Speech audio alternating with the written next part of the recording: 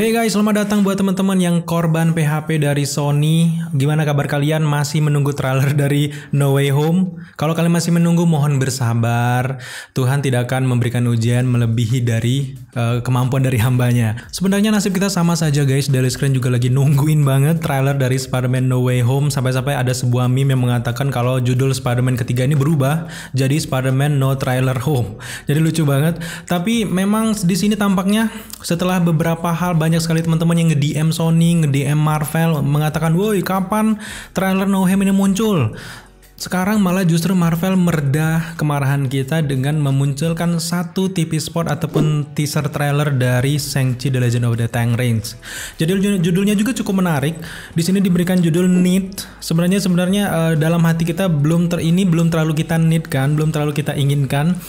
Ternyata mereka memberikan ini yang sebenarnya yang kalian butuhkan sebelum menyaksikan trailer No Way Home. Kemungkinan John Watts dan teman-teman lagi ngedit beberapa adegan tambahan untuk film Spider-Man No Way Home nanti, kita tidak tahu, tapi sabar saja. Tapi sekarang mari kita lupakan dulu Spider-Man No Way Home, mari kita fokus dulu untuk teaser trailer terbaru dari Shang-Chi The Legend of the Ten Rings. Di sini benar-benar kita akan mencari tahu apakah ada detail menarik ataupun easter egg terbaru yang bisa kita temukan dari sekedar teaser trailer yang hanya berdurasi sekitar 1 menit ini guys. So, sekarang kita akan reaction. Setelah reaction kita akan sedikit bahas apa yang bisa dari sini temukan dari menyaksikan TV spot ini. So, tanpa berlama-lama lagi langsung saja kita ke layarnya guys. Let's go. Oke guys, sekarang kita udah di layar dan sekarang kita udah di dashboard dari Marvel Entertainment YouTube channelnya, dan di sini sejauh ini kita pantau sudah ada view-nya sekitar 1,4 juta. Wow, sangat menarik sekali, berhubung ini juga baru dirilis tapi memang view-nya sudah sekitar 1,4 juta guys. Wow. Dan sekarang tanpa berlama-lama lagi langsung saja kita tonton dulu TV spot satu ini. Let's go. Oke. Oh iya, ini lanjutan dari pertarungan di arena pertarungan itu guys. Oh, Ten Rings. Wenwu, ibunya Shang-Chi.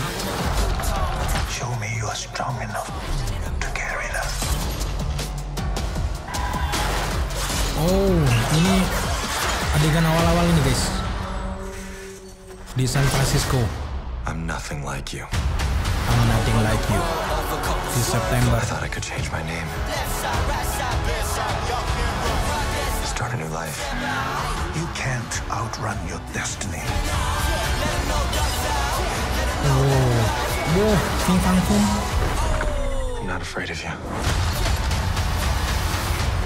Marvel Studios Shang-Chi and the Legend of the Ten Rings. Rated PG-13. 3 September. Oh, bentar lagi dong. Wow, cukup singkat, tapi dengan adegan yang cepat.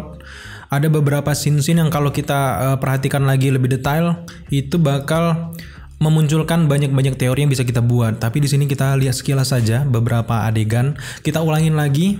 Buat teman-teman yang mungkin belum puas untuk nontonnya, kalian tonton lagi di Marvel Entertainment untuk ngelihat TV spot satu ini. Tapi sekarang kita langsung breakdown kecil-kecilan apa yang bisa kita temukan secara sekilas setelah menyaksikan dari TV spot ataupun teaser trailer dari Shang-Chi ini guys. Di scene pembuka dari TV spot ini kita langsung diperlihatkan dari atas pemandangan arena pertarungan yang ada di Shang-Chi, termasuk juga arena pertarungan kita sempat melihat sosok Abomination dengan Wong, dan juga di sini kita melihat juga Shang-Chi bertarung dengan adiknya sendiri di sini. Dan ini cukup menarik, tampaknya memang arena pertarungan ini salah satu fokus utama dari film Shang-Chi and the Legend of the Ten Rings nantinya guys. Kemudian di scene selanjutnya kita melihat bagaimana Katie menanyakan di mana kaos kamu. Ternyata di sini kita melihat bagaimana body goals dari Shang-Chi ini keren bener, bodinya mantep, dan ini dia juga merupakan salah satu calon anggota Avengers masa depan guys. Kita melihat dulu, kita akan melihat ke depan gimana kualitas dari film Shang-Chi yang pertama, apakah dia cukup layak untuk menjadi anggota Avengers. Tapi kalau kalian sudah membaca komiknya, jelas petualangan Shang-Chi di dalam komik juga sangat luar biasa. Bahkan kalau nggak salah di komik Shang-Chi bagian 5, di sana sempat dikatakan kalau Shang-Chi ini juga menggunakan armor dari Iron Man yang curian dari beberapa organisasi, tapi justru ia gunakan secara tidak sengaja. Tapi secara inti dia ini juga sempat memakai armor dari Iron Man. Dan ini keren banget. Apakah kemungkinan nanti di masa depan Shang-Chi juga bisa menggunakan armor dari Iron Man peninggalan dari Tony Stark? Kita tunggu saja kisahnya guys. Yap, tapi kita balik lagi ke scene yang tadi. Di sini kita menduga bahwa pertarungan ini masih sama di pertarungan antara Abomination dengan Wong. Jadi kita sangat curiga kalau di sini pertarungan ini adalah pertarungan 1 lawan 1, tampak sama kayak Smackdown dan sebagainya guys. Siapa yang menang nantinya akan masuk ke semifinal, kemudian juga grand final dan sebagainya. Nah, kita menduga setelah melihat Abomination yang benar-benar kuat, nantinya Wong akan kalah dalam pertarungan itu, dan juga Senshi nantinya akan mengalahkan banyak lawan sampai akhirnya nanti mereka akhirnya bertemu 1 lawan 1 antara Senshi dengan Abomination, dan itu tampaknya sudah sangat pasti Senshi nanti akan bertarung dengan Abomination. Juga kalau kalian membaca komiknya, sempat memang dicerita komik dari Senshi ini, The Mandarin tepatnya, memang pernah ingin menguasai ataupun mengendalikan Hulk di, kalau nggak salah, di Gurun Gobi, tempat di mana Loki terdampar pertama kali. Di sana si Mandarin ini ingin menguasai Hulk dan Nami gagal gara-gara memang dihalang oleh Nick Fury. Nah, kalau kita mau mencoba mencocokkan kisah yang ada di dalam komiknya dengan yang ada di versi live action ini, tampaknya bukan Mandarin yang akan mengendalikan Hulk, tapi di sini dirubah menjadi Shang-Chi yang akan mengalahkan atau justru mengendalikan Abomination, bukan Hulk versi Bruce Banner ya guys. Tapi kita menduga di sini Shang-Chi lah yang akan mempengaruhi atau bahkan mengalahkan Abomination. Ini seperti adaptasi dari dalam komik tapi dibuat di versi live action menjadi sedikit berbeda seperti kebiasaan dari Marvel Studios selama ini ya guys ya. Nah, setelah kita menduga kalau Shang-Chi nantinya akan bertemu langsung dengan Abomination di grand final dari pertarungan ini, kita juga perlu membahas sosok Abomination ini sendiri yang untuk eksis di MCU di masa depan guys. Nah, kita menduga kalau kita melihat bagaimana post credit scene dari Black Widow, kemudian juga post credit scene dari Falcon and Winter Soldier, di sana kita melihat bagaimana misi dari Val ini sedang mengumpulkan satu kelompok superhero yang kita duga adalah Thunderbolt ataupun Dark Avengers. Di sini kita menduga kalau di Shang-Chi nantinya di post credit scene-nya juga akan hadir sosok Val yang akan merekrut Abomination untuk bergabung dalam kelompok Thunderbolt. Kita yakin dan juga sangat mengharapkan kalau Val ini akan merekrut Abomination sehingga nantinya akan terbentuk Thunderbolt yang sempurna seperti yang ada di dalam komiknya. Kenapa kita berani berpikir seperti itu? Karena memang saat ini untuk level di bumi, bukan multiverse seperti Loki, Val ini sedang gencar-gencarnya untuk mengumpulkan kelompoknya untuk membentuk suatu Avengers di era yang baru setelah kematian dari Tony Stark, Black Widow dan sebagainya. Jadi sangat wajar kalau Val juga muncul nantinya di post credit scene untuk merekrut Abomination. Menarik sekali guys untuk kita tunggu untuk dari film Shang-Chi The Legend of the Ten Rings ini. Sekarang kita lanjut ke scene selanjutnya. Di sini kita langsung melihat bagaimana kerennya Wenwu menggunakan Ten Rings-nya. Banyak teman-teman yang mengatakan, "Bang, bukannya di komik Ten Rings itu cincin yang ada di 10 jarinya Wenwu dan sebagainya. Justru kenapa di versi live action hanya ternyata berubah menjadi gelang?" Sebenarnya makna cincin itu sendiri sedikit ambigu untuk beberapa negara. Ada beberapa negara yang mengatakan kalau gelang itu sendiri adalah sebuah cincin. Ada juga kalau di negara kita cincin itu ya di jari kita ini seperti ini guys. Tapi kita duga di sini memang langkah Marvel kenapa merubah cincin menjadi sebuah gelang ini mungkin sangat secara logika agar terlihat lebih sangar dan juga dapat memperlihatkan bagaimana kekuatan dari penggunanya yang lebih keren. Bayangkan kalau mereka menggunakan gelang kan lebih mantap, tapi kalau menggunakan cincin kalian bayangkan agak seperti gimana gitu loh. Jadi langkah Marvel ini secara logika mungkin agar terlihat pengguna yang menggunakan The Ten Rings ini agar lebih sangar dan juga lebih badass. Kemudian di scene selanjutnya juga kita melihat bagaimana kilas balik dari seorang Wenwu atau Mandarin sedang menaklukkan sebuah kuil kuno, dan kita di sini sangat curiga apa sih misi dari Ten Rings ini menguasai kuil-kuil ini.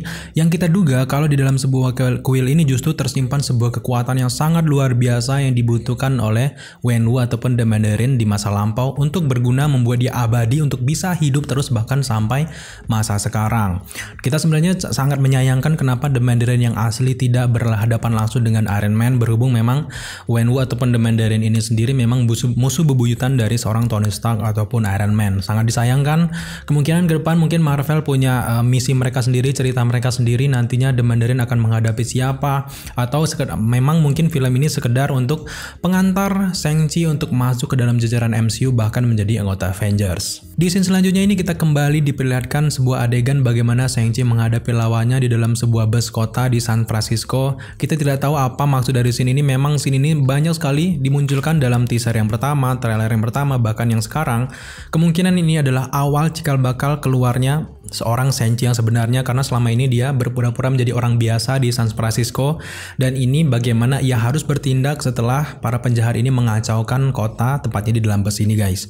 Dan kenapa kita duga ini adalah adegan awal? Karena memang dari bentuk busananya dan juga kehidupan biasanya dan juga cara bertarungnya yang masih keteteran untuk melawan musuhnya ini, nampaknya memang Shang-Chi ini baru mempraktekkan lagi ilmu bela dirinya setelah sekian lama, dan tampaknya orang ini yang memburu dari Shang-Chi ini adalah anak buah dari ayahnya itu sendiri. Dan juga dari beberapa adegan bus ini kita juga sempat melihat, kalau kalian fokus lagi ke dalam, di sini kita melihat bagaimana tulisan dari bus ini terbalik guys.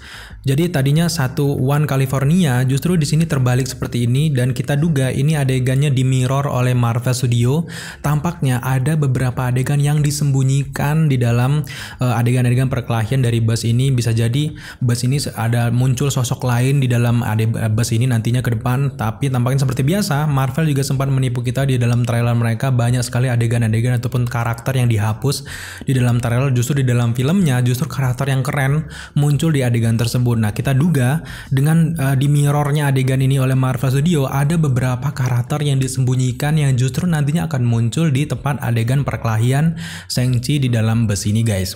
Sangat menarik untuk kita tunggu dari film Shang-Chi di September, tepatnya tanggal 3. Di beberapa adegan kita melihat bagaimana perselisihan antara Shang-Chi dengan Wenwu ayahnya sendiri, dan juga di sini kita kembali diperlihatkan bagaimana bentukan markas dari Mandarin yang sangat megah di sebuah gunung.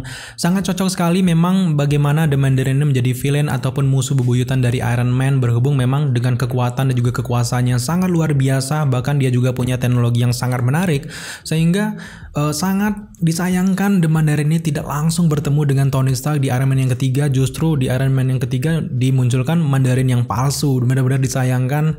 Tapi ya terlepas dari semua itu, kita serahkan saja dengan Marvel Studio bagaimana langkah dia selanjutnya. Apakah dia akan melawan Iron Man selanjutnya nanti The Mandarin, atau justru tewas nantinya di film Shang-Chi yang pertama? Kita lihat saja nanti guys. Di adegan selanjutnya kita juga melihat bagaimana banyak ornamen-ornamen merah dimunculkan seperti mobil, kostum, bagaimana dan juga yang lainnya, karena memang ornamen dari warna dari Shang-Chi itu sendiri memang berwarna merah. Jadi wajar beberapa sinematik dari trailer ini dimunculkan lebih menonjol warna merah guys.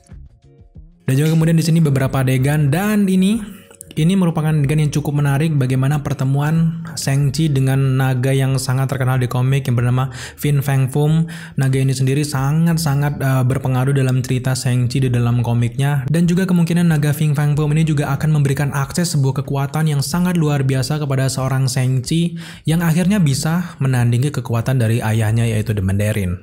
Sangat menarik untuk menyaksikan film ini guys. Dan di adegan selanjutnya, setelah adegan pertemuan antara Shang-Chi dengan Fin Fang Foom tadi, kita langsung melihat bagaimana Shang-Chi melakukan superhero landing yang dibilang oleh Deadpool.